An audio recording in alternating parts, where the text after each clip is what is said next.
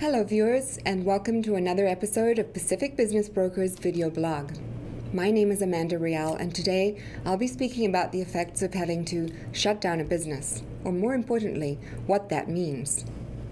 Businesses close for many reasons, including, but not certainly limited to, a lack of funding, insufficient management, and poor planning. Sometimes the owner's passion simply wanes.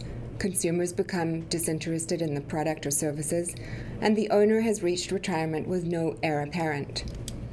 Businesses sometimes shut down because of an unfortunate destructive incident, such as a fire, or worse yet, the unexpected illness or death of the principal. However, our focus today is the sector that shuts down as a direct result of the lack of an exit strategy, and hence possible unsellable. Compounding these reasons is the protracted poor state of today's economy, resulting in more and more small and large businesses closing their doors. So what is the emotional and economic impact of this decision to shut down your business? How will it affect your family, employees, clients, customers, your community, the industry, and the various economies of scale? For the business owner, it's extremely stressful to watch the ship sink. The business was undoubtedly started out of passion and an intent to create security for both the owner and the family. But as a direct result of some or a culmination of the events I listed, the owner may have taken his foot off the gas, and with the engine still running, the business hits the wall. It's a crash and burn scenario with seldom any chance of salvage. If the business owner is still alive, he or she is left to clean up the damage, sell off any remaining inventory, and deal with the debt collectors, tax or other financial implications and legal issues. As stewards of our own ships, self-proclaimed entrepreneurs, we are often unprepared and ill-equipped to re-enter the workforce. Our resumes are often rendered redundant on this basis alone, and it can be a debilitating situation. What about the family? For years, they may have enjoyed and become accustomed to the security that the family business offered, the stature in the community, and the discretionary perks of being a family member associated with that business. This sudden void leaves families without income, perhaps an inability to meet mortgage and other financial obligations associated with the family home, and without access to the assets of the company, like the use of a company family vehicle and other privileges that the business supplied. This puts an enormous financial burden on the entire extended family.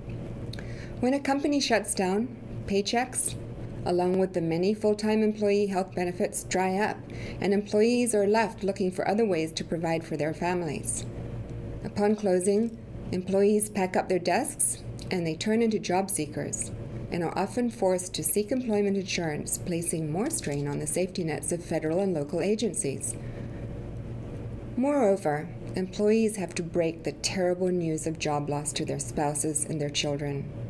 The burden of this stress can lead to emotional and physical health problems for the person who lost his job, placing an extra burden on an already overloaded healthcare system. Suddenly, this business void leaves local customers scratching their heads because their favorite brands, service, or products are no longer available at local stores and shopping centers. And the ensuing commercial vacancy creates a leasing nightmare and potential losses for property owners. On a larger perspective, industry-dependent manufacturers are left scrambling to find other suitable suppliers that can meet their production costs on the terms and conditions contracted under previous budget constraints. And so it goes on, down the economic domino chain.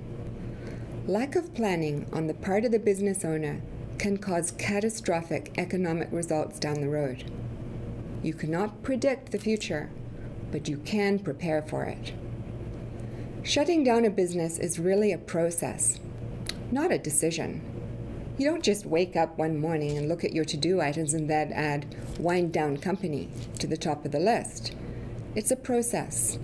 You have to go through the painful and possibly agonizing process of evaluating your alternatives. You should consider carefully who will be affected by the shutdown and seek advice from trusted and knowledgeable sources. You should consult with your board of directors or other governing body, as well as your legal counsel and financial advisors. If you don't have such advisors, it would be prudent to get some.